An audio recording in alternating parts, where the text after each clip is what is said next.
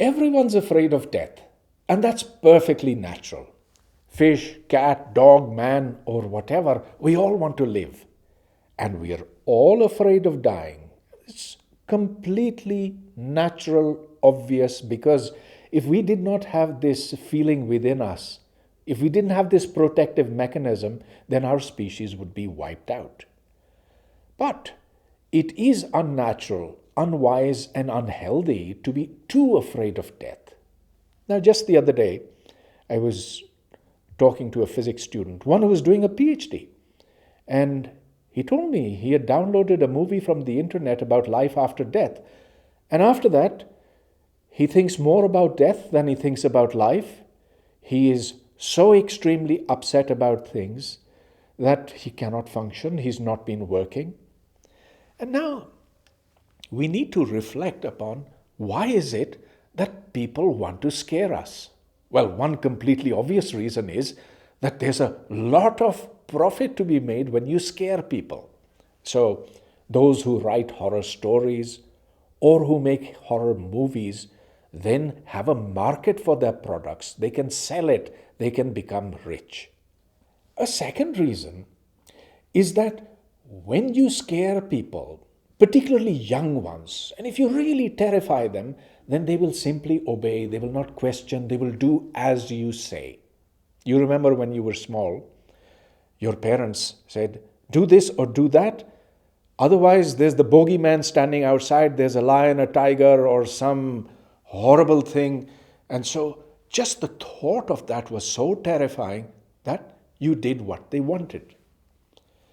This is exactly what is worrying me today, because on our campuses, college and university, we're seeing more and more effort directed by university administrators, by various others who want to scare, terrify young people.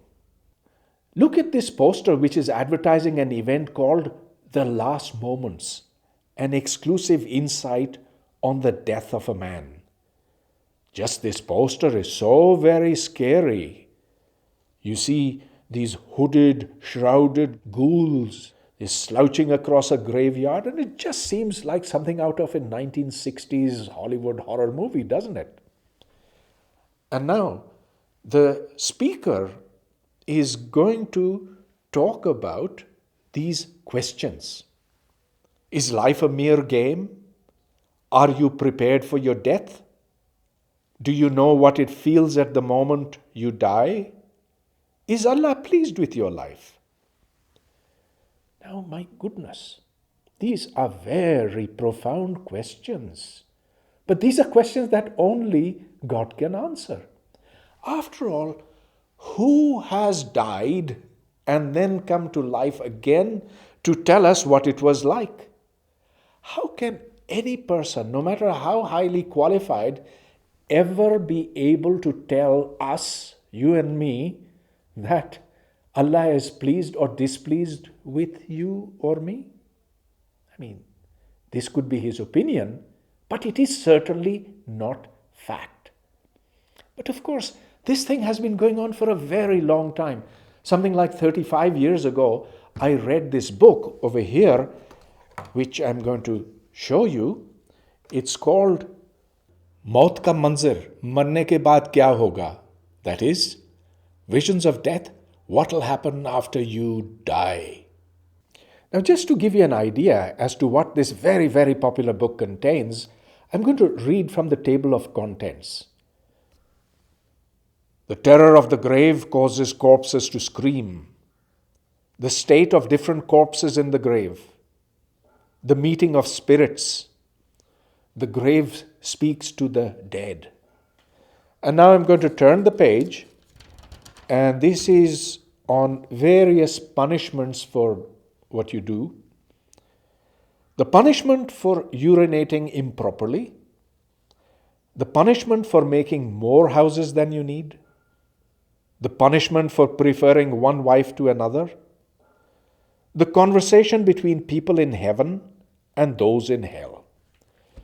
Now, I'm sure this person, Khwaja Amjad Islam, is probably very well qualified and is very well looked upon, and I have no idea whether what he is writing is correct or incorrect.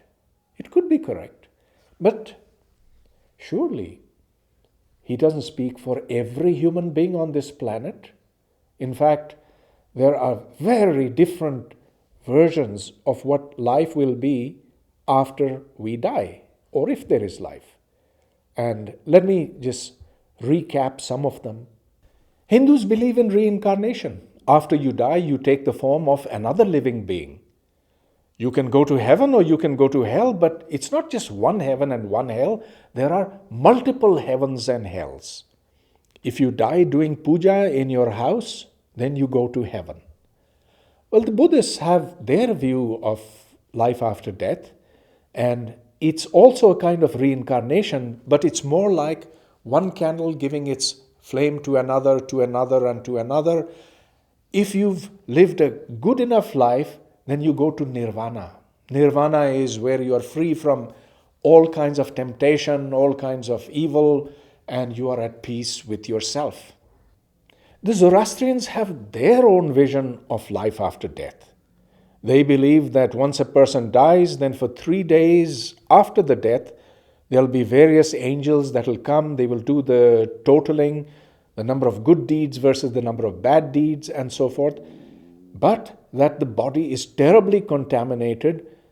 It must therefore be eaten by rats and vultures and crows, and then the bones must be disposed of somewhere.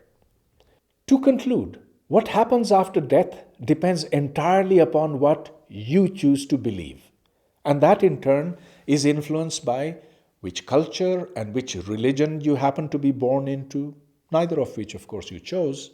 And in fact, in these modern times, there are people who say, once you die, well, that's it. Now, science does not necessarily support that. And science cannot tell you which of the versions in the different religions is the correct one.